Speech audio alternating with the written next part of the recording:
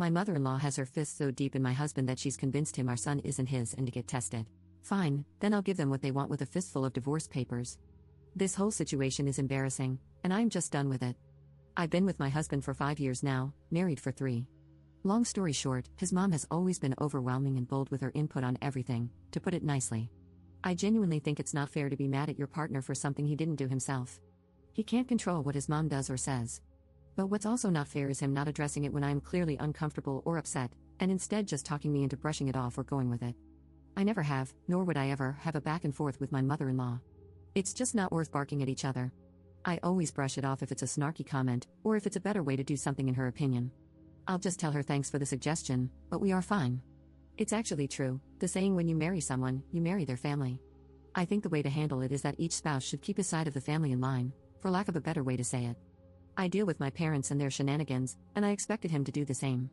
But he never did. Instead, he always asks me to give her some grace. Well, it's hard when that person is insulting you. For a while now, she has been making comments about how my son doesn't look like my husband when he was a toddler, basically accusing me of sleeping around. This, rightfully so, upset me. Sorry, my genes are strong? What am I supposed to tell you? I was short with my husband because he didn't address how out of pocket and disrespectful this whole thing is. It has been a week since my husband, well, soon-to-be ex-husband, told me that he would be doing a paternity DNA test, not because he thinks our son isn't his, but to shut his mom up. Yes, exactly what you read. I don't know which is worse, him accusing me of cheating or this, but all I know is that this is audacious.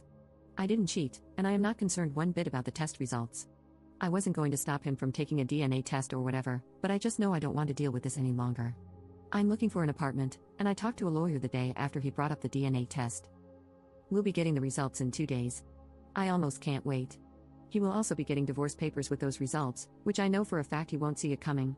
I tried my best to make this whole thing work and to manage my relationship with my mother-in-law as gracefully as possible. But thinking about it, it's not just my mother-in-law that's the problem, how he is handling things is also a problem. And as a side note, I have never been more glad that I didn't leave my job when I got married.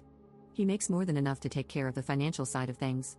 I thought I would get bored, but I only have to be on site 2 days per week. Also, I really love my job and the company, so I didn't leave. I know that divorce can be hard on kids, but I also experienced the other side. Living with 2 parents who hated each other and fought almost all the time is as hard, maybe even harder. They thought that staying together would be good for me and my siblings, but newsflash, it wasn't. It was traumatizing, to say the least. I don't want my son to live like that because, I'll tell you one thing, I just can't stand my husband anymore. I don't know if this is a weird way of saying it, but I just don't respect him anymore, if that makes sense. I just see an unreliable man, and I know for a fact that our fights won't be the same as before. I would have said what a waste of 5 years, but I have a sweet and smart gremlin now, and having a child really pushes you to be better and to do better, so I can't complain. Update 1. Here to update you, as a lot of people were interested. But real quick, I have a comment about my last post. Please, if you are going through something serious, think twice before posting it. Obviously, I was expecting people to tell me I'm overreacting, but seeing people leave comments like, "You're a disgusting piece of crap, and I hope he takes your child from you in the divorce so you realize what kind of monster you are," was unnerving. As for the update, the day he was supposed to receive the results, I called my father-in-law and invited them to come over that evening. My husband was working when he got the results. He sent them to me and told me he would talk to his mother to finally put this to rest. I informed him that I had already invited them for that evening and that I was just waiting for my apology before I left. I asked that he come home so we could talk before they came over. He called, and I basically told him that this is not working for me anymore. I've already talked to an attorney, filed for divorce, and it might be more expensive than a paternity test, but it would be more effective in making his mother happy. And no, I don't care that he was working when I told him. I don't think you would have either. He left work and came home. Long story short, we had a spectacular fight. He said that I am not thinking about our son and that I am overreacting because it's not like he went behind my back. And if he knew that I was this upset, he wouldn't have done it. But he knew how I felt about it. We had a heated argument when he brought it up. He just didn't care. When I gave him the divorce papers, he said he wasn't signing anything and that he'd ask his mother to apologize when his parents arrived to get it over with. Listen, I don't need him to sign it to get a divorce.